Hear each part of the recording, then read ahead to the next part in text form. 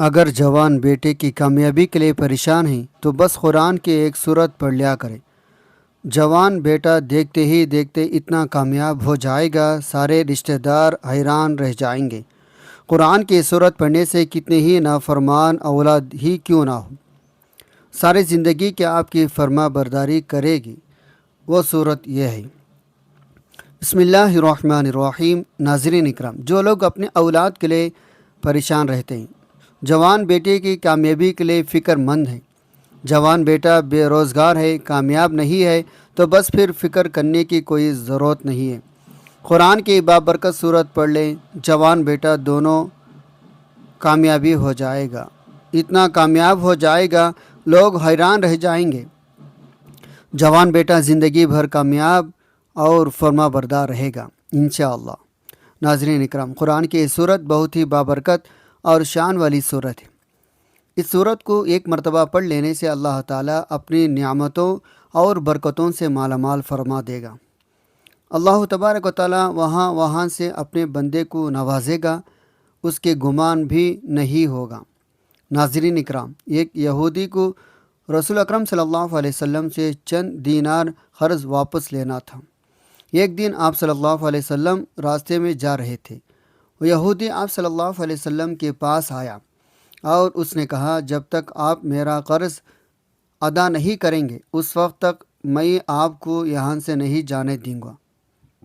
نبی صلی اللہ علیہ وسلم نے فرمایا، اس وقت ادائیگی کے لیے میرے پاس کچھ بھی نہیں ہے۔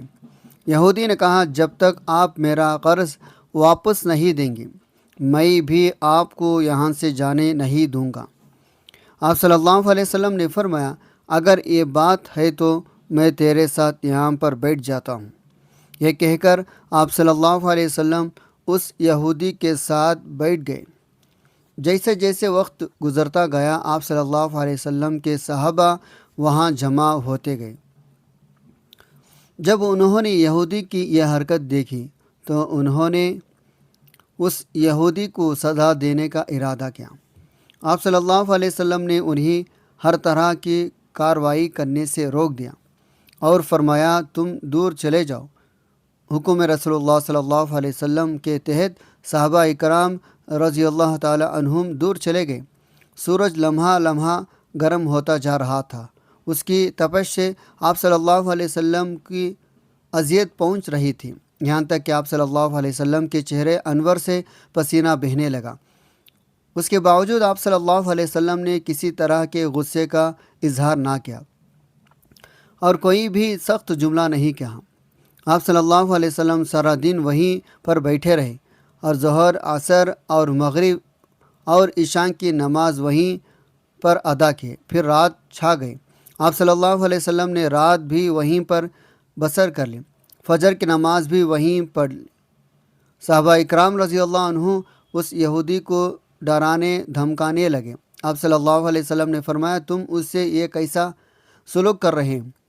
صحابہ اکرام نے کہا، یا رسول اللہ، اس کی یہ جرت کہ آپ کو غمال بنا کر یہاں پر اپنے پاس بٹھا لے۔ حضور صلی اللہ علیہ وسلم نے فرمایا، اللہ نے مجھے اس لیے نہیں بھیجا کہ میں کسی ہم پیمان یا کسی اور پر ظلم کروں۔ جب دن چڑھا تو اس یہودی نے کلمہ توحید پڑھتے ہوئے کہا، میں اپنی دولت کا ایک حصہ راہ خدا میں دیتا ہوں۔ میں نے آپ کو اس لیے نہیں روکا تھا میں آپ کی توہین کروں، بلکہ اس ذریعے سے میں آپ کے صبر کے پیمانہ کو آزمانا چاہتا تھا، کیونکہ تورات میں نے آپ کی صفت پڑھی ہے، محمد ابن عبداللہ مکے میں پیدا ہوگا اور طیبہ کی طرف ہجرت کرے گا، وہ تند خو اور سخت مزاج بیہودہ گوئی کرنے والا نہ ہوگا اور کوئی جھوٹی بات زبان سے نہیں کہے گا۔ اس طرح سے میں نے آپ کو یہاں پر رک کر اس بات کی تصدیق کی ہے، تورات نے بالکل سچ کہا۔ رسول اللہ صلی اللہ علیہ وسلم مبعوث برسالت ہونے کے 3 سال تک خفیہ طور پر دعوت اسلام دیتے رہے۔ اس کے بعد اللہ تعالیٰ نے آپ صلی اللہ علیہ وسلم کو حکم دیا، آپ کھل کر لوگوں تک اللہ کا پیغام پہنچائیں اور اللہ کی طرف دعوت دیں۔ ایام حج شروع ہوئے تو پورے جزیرہ عرب سے لوگ مکے کی طرف آنا شروع ہوئے۔ نبی صلی اللہ علیہ وسلم کو صفا پر چڑھے اور آپ صلی اللہ علیہ وسلم نے بلند آواز سے فرمایا، لوگوں میں اللہ کا رسول ہوں، تم اللہ رب العزت کی طرف ایمان لے آؤ۔ لوگ آپ صلی اللہ علیہ وسلم کی طرف متوجہ ہوئے اور انہوں نے تعجب سے اعلان سنا اور سب کی خواہش ہوئی وہ اعلان کرنے والے کو دیکھے۔ پھر آپ صفا سے اتر کر مروہ آئے اور وہاں پر بھی آپ نے 3 مرتبہ یہی اعلان کیا۔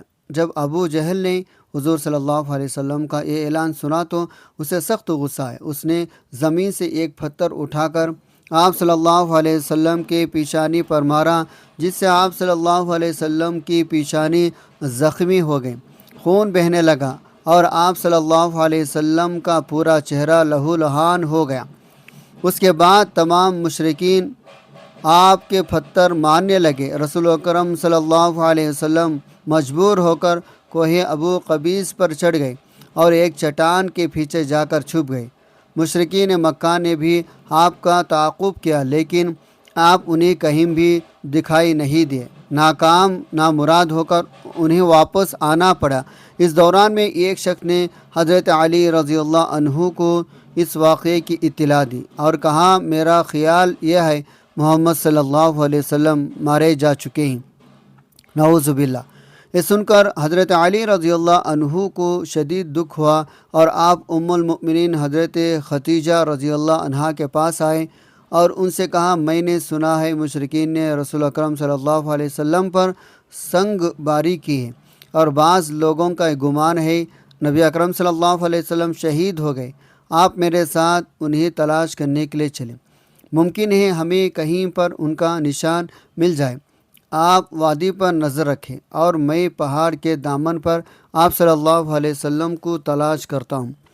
آپ رضی اللہ تعالی عنہ روتے ہوئے آگے بڑھے اور آپ عرض کر رہے تھے، یا رسول اللہ صلی اللہ علیہ وسلم، ہمیں جواب دیں، آپ کہاں ہیں؟ میری روح آپ پر قربان، آپ کس وادی میں بھوکے پیاسے ہیں؟ آپ نے مجھے اپنے ساتھ کیوں نہ لیا تھا؟ حضرت ختیجہ رضی اللہ عنہا رو رو کر فریاد کر رہی تھی، کوئی ہے جو نبی مصطفیٰ صلی اللہ علیہ وسلم کے مجھے خبر دیں؟ کیا کسی نے انہیں دیکھا ہے جو مجھے ان کے متعلق بتلائے؟ اس وقت جبرائیل علیہ السلام نبی اکرم صلی اللہ علیہ وسلم پر نازل ہوئے اور ان کے پیچھے ملائکہ بہت سے صفیں تھے۔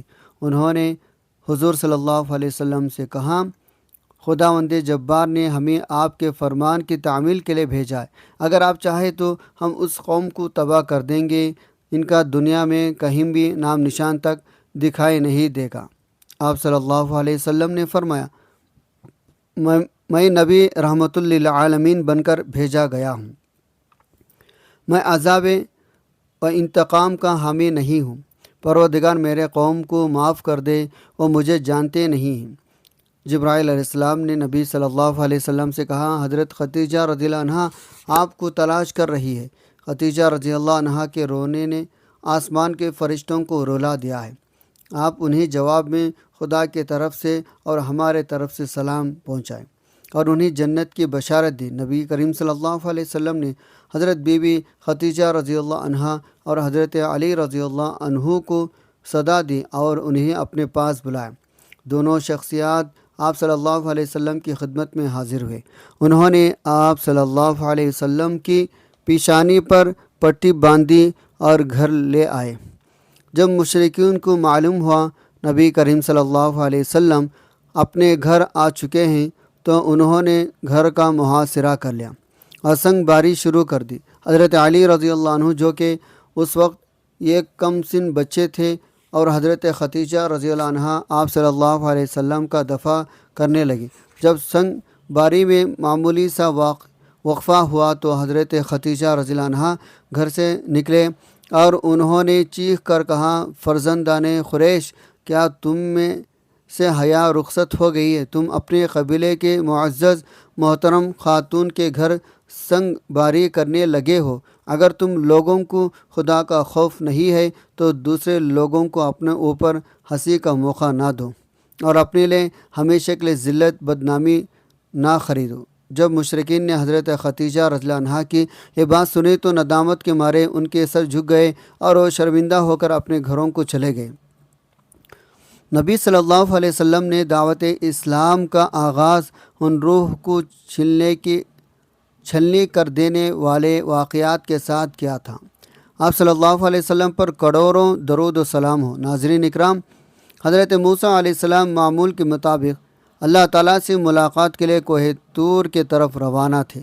راستے میں آپ کو ایک عورت نظر آئی جو کہ زار و قطار رو رہی تھی۔ آپ علیہ السلام کا دل ویسے ہی تو بہت نرم تھا، تو اس عورت کو دیکھ کر آپ خود بھی غمگین ہو گئے۔ حضرت موسیٰ علیہ السلام سے رہا نہ گیا اور اس عورت سے اس کی پریشانی کا سبب پوچھا۔ اس عورت نے بتایا وہ بے اولاد ہے، لوگ اسے بانجھ ہونے کا طعنہ دیتے ہیں۔ اس عورت نے حضرت موسیٰ علیہ السلام سے گزارش کی وہ اللہ تعالیٰ سے یہ دریافت کرے اس کو کبھی اولاد ہوگی یا نہیں۔ وہ عورت جانتی حضرت موسیٰ علیہ السلام اللہ تعالیٰ سے ہم کلام ہوتے ہیں۔ حضرت موسیٰ علیہ السلام نے اس عورت کی یقین دلا وہ اللہ تعالیٰ سے اس معاملے کا ذکر ضرور کریں گے، اور اس کے بعد موسیٰ علیہ السلام پھر سے کوہ طور کی طرف روانہ ہو گئے۔ اللہ تعالیٰ سے ملاقات کے دوران ہی حضرت موسیٰ علیہ السلام نے عورت کا ماجرا بیان کیا۔ اللہ تعالیٰ نے حضرت موسیٰ علیہ السلام کو بتایا اس عورت کی قسمت میں یہی لکھا ہے، اسے کبھی اولاد نہیں ہوگی، اور اس عورت کا چاہے اس پر جو آزمائش آئے اس پر صبر کرے۔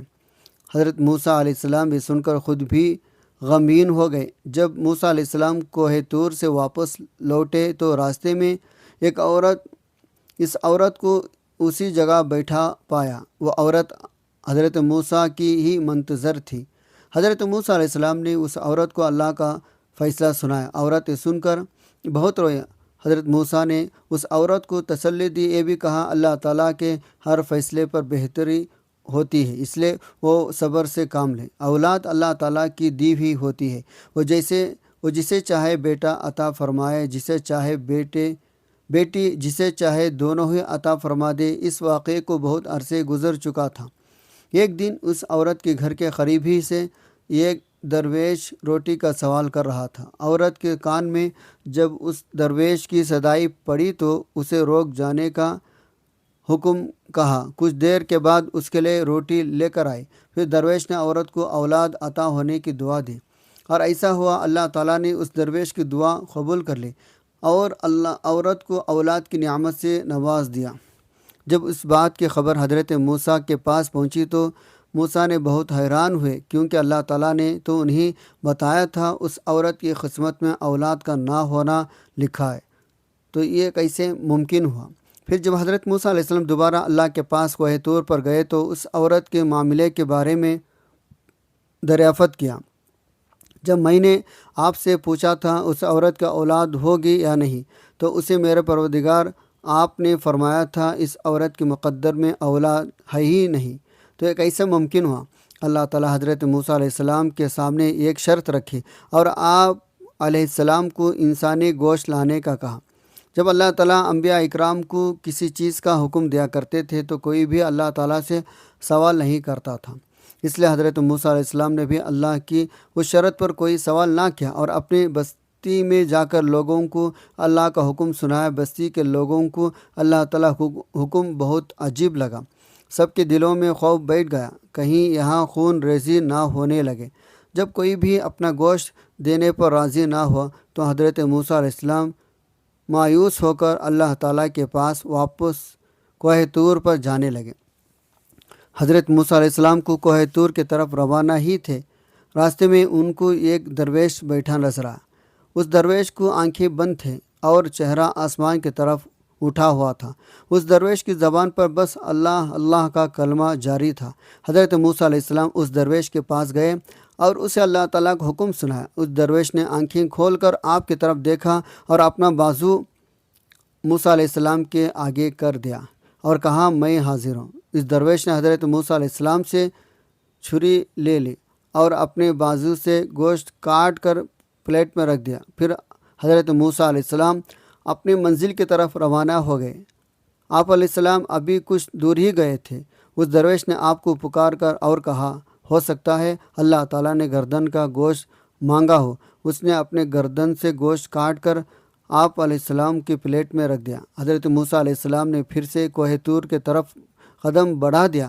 اس درویش نے آپ کو پھر اسے روک لیا اور کہا، ہو سکتا اللہ تعالیٰ نے سینے کا گوشت کہا ہو۔ اس نے اپنے سینے کا گوشت بھی کاٹ کر پلیٹ میں رکھ دیا۔ اس کے بعد اس نے اپنے جسم کے مختلف حصوں کا گوشت کاٹ کر پلیٹ میں رکھا۔ حضرت موسیٰ علیہ السلام نے اس گوشت سے بھری پلیٹ کو کوہ طور پر اللہ تعالیٰ کے سامنے پیش کیا۔ اللہ تعالیٰ نے حضرت موسیٰ علیہ السلام سے پوچھا، یہ گوشت کس سے لائے ہو؟ حضرت موسیٰ علیہ السلام نے سارا قصہ بیان کر دیا۔ اللہ تعالیٰ نے فرمایا، اے موسیٰ، یہ میرے بندے کا مجھ سے عشق ہے، اور اس عشق کے حد دیکھو۔ اس نے اپنے تکلیف کا نہیں سوچا، بلکہ میری رضا خوشی کے خاطر اپنے جسم کا گوشت کا کاٹ کاٹ کر تمہارے سامنے رکھ دیا۔ اے موسیٰ، اب مجھے تم خود بتاؤ، جو میرا بندہ مجھ سے عشق میں خود سے بھی بے پرواہ ہے، جب وہ مجھ سے کوئی سوال کرے تو میں اس کی دعا کیوں نہ قبول کروں گا؟ اے موسیٰ، یہ میرا وہی بندہ ہے جس نے مجھ سے اس عورت کے حوالے سے سوال کیا تھا۔ میرے اس نیک بندے نے ہی اس عورت کے لیے مجھ سے دعا کی تھی، تو بھلا میں کیسے اس کی حاجت پوری نہ کرتا؟ یہی وجہ میں نے اس کی تقدیر میں لکھے کو پلٹ دیا۔ جو بندے میرے خاطر اپنے آپ کو قربان کرنے کے لیے راضی ہو جاتے ہیں، میں ان کی بات کو کیسے رد کر سکتا ہوں؟ موسیٰ علیہ السلام کی یہ بات سن کر بہت حیران اور خوش ہوئے۔